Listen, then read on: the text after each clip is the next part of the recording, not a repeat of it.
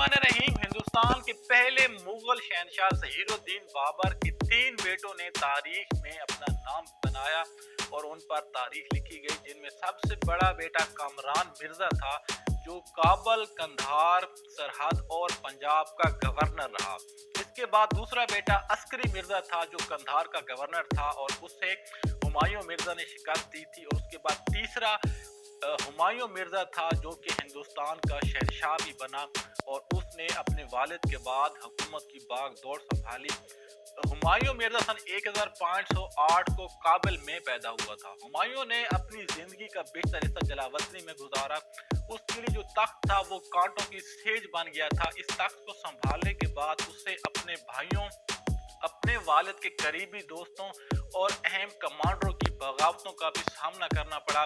और इसके अलावा जो उसकी हुकूमत थी वो भी उसके हाथ से चली गई। वो दर दर की ठोकरें खाता रहा और तकरीबन 15 साल की जो है तवील जलावतनी के बाद बहुत मुश्किल से जो है उसने दोबारा से अपना तख्त संभाला था। वो अभी 17 साल का ही था कि उसके वालिद ज़हीरुद्दीन बाबर को पानीपत की जंग का सामना था, जहां पर जो दोनों अफवाज का टकराव होने वाला था। और इस जंग से पहले जो है हिंदुस्तान के बादशाह इब्राहिम लोधी ने और बाबर की अफवाज के दरमियान भी कई मुकाबले हुए, जिनमें बाबर की अफवाज ने फतह पाई। इनमें जो सबसे बड़ा मुकाबला था वो किला हिसार फिरोजा के मकाम पर बाबर के बेटे हुमायूं और इब्राहिम लोधी के कमांडर हामिद खान की अफवाज के दरमियान हुआ। इस खून रेज जंग में हुमायूं ने हामिद खान को शिकस्त दी और ये जंग जीत ली। इसके बाद पानीपत की फैसला कुन जंग में बाबर ने इब्राहिम लोधी को शिकस्त दी और हिंदुस्तान के तख्त पर जो है वो काबिज हो गया। जब बाबर दिल्ली जा रहा था तो उसी वक्त हुमायूं अपने उन्हीं घुड़सवारों के साथ ग्वालियर के किले पर उसने हमला किया और बहुत सारा खजाना और तारीखी कोहिनूर का जो हीरा था वो हुमायूं ने हासिल कर लिया और उसे अपने वालिद बाबर के हुजूर पेश कर दिया। बाबर अपने बेटे की इस कामयाबी पर बेहद खुश हुआ और कोहिनूर का जो हीरा था वो उसे वापस कर दिया और उसी के पास रहने दिया।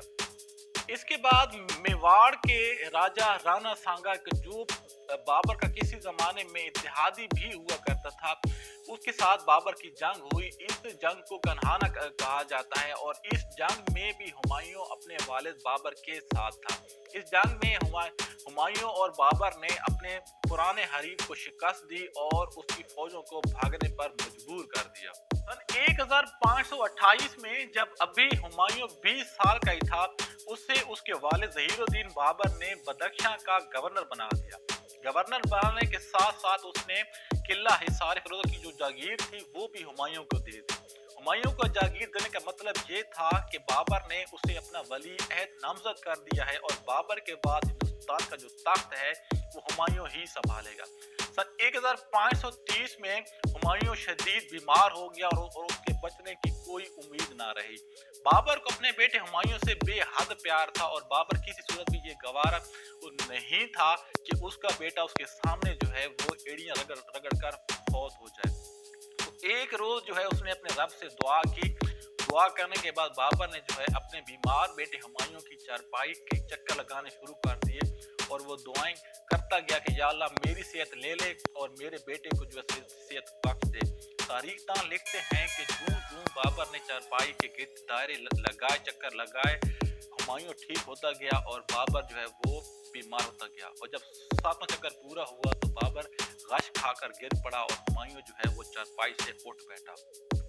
तो उसके कुछ दिनों बाद ही जो है बाबर की वफात हो गई और हुमायूं ने हिंदुस्तान का तख्त संभाल लिया। ये दिसंबर सन 1530 की बात है। रस्म ताजपोशी के बाद हुमायूं ने कश्तियां सोने की भरी हुई लोगों में तकसीम की और कई रोज तक उसकी ताजपोशी का जो जश्न है वो होता रहा। तो हुक्मरान बनने के बाद जो है असल में वो जो तख्त था वो हुमायूं के लिए कांटों की सेज साबित हो गया। हुमायूं की फौज के चंद अहम कमांडर और उसके अलावा जो उसके भाई थे वो भी उसके दुश्मन बन गए और उसके खिलाफ जो है बगावतें वो शुरू करने लगे।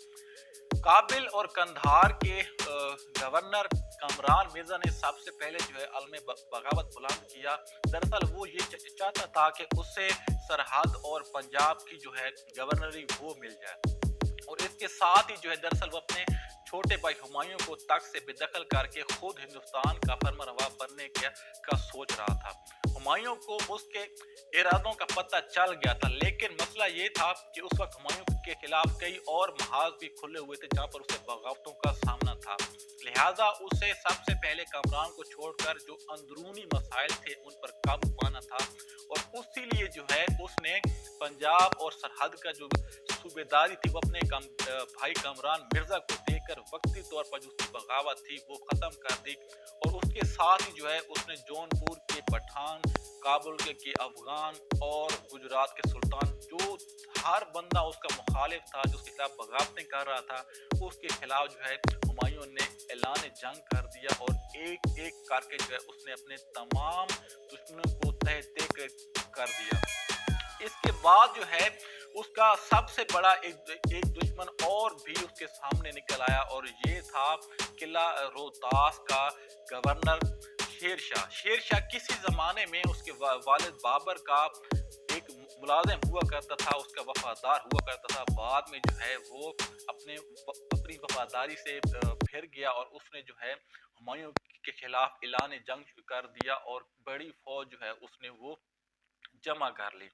तो किले जब हुमायूं को ये शेर शाह की बगावत की इतला मिली तो हुमायूं एक बड़ा लश्कर लेकर किले रोहतास की तरफ रवाना हुआ। अभी वो रास्ते में ही था कि उसके बड़े भाई कमरान मिर्जा ने 10,000 का लश्कर लेकर दिल्ली के तख्त पर हमला कर दिया। जहां दिल्ली पर हुमायूं के बेहतरीन कमांडर और वफादार कमांडर फखरुद्दीन अली ने जो है बड़ी बेजिगरी से कामरान मिर्जा का मुकाबला किया और उसे शिकस्त फाश दी। शिकस्त खाकर कामरान मिर्जा जो है वो लाहौर वापस लौट गया, लेकिन हुमायूं को किला रोहतास में शेर शाह ने शिकस्त दी और हुमायूं भी शिकस्त खाकर जो है दिल्ली वापस लौट आया। शेर शाह ने इसी पर बस नहीं किया, बल्कि उसने कई एक जंगों में मुगल शहनशाह हुमायूं को पे दर पे शिकस्तें दी और आखिरकार जो है उसने दिल्ली के तख्त पर भी कब्जा कर लिया। दिल्ली के तख्त पर कब्जा करने के बाद शेर शाह ने शेर शाह सूरी का लक़ब इख्तियार किया और उसने सूरी खानदान की हुकूमत का आगाज कर दिया। दिल्ली का तख्त छिन जाने के बाद हुमायूं दर दर की ठोकरें खाने पर मजबूर हुआ। उसने अपनी बच्ची कुची फौज के साथ कई मरतबा शेर शाह सूरी से मुकाबला किया, लेकिन उसे हर दफा शिकस्त हुई और वो यहाँ से फरार होकर ईरान चला गया। यहाँ पर जो है सबसे पहले वो हेरात आया, जहाँ पर शाह ईरान के बड़े बेटे ने उसका इस्तकबाल किया और उसके बाद जो है ईरान के शहनशाह तहमासिब से उसकी मुलाकात हुई और तहमासिब ने जो है उसका बेहतरीन इस्तकबाल किया और उससे और उसके खानदान को रहने के लिए छत फराहम की। यहाँ पर शाहिद तहमासिब ने जो है हुमायूं को इस शर्त पर फौज देने का वादा किया कि अगर वो जो कंधार का जो इलाका है जीतने के बाद अपने भाई से वो अगर शाह ईरान के हवाले कर दे तो वो हिंदुस्तान पर लश्कर कुशी के लिए जो है उसे अपने फौजी देगा।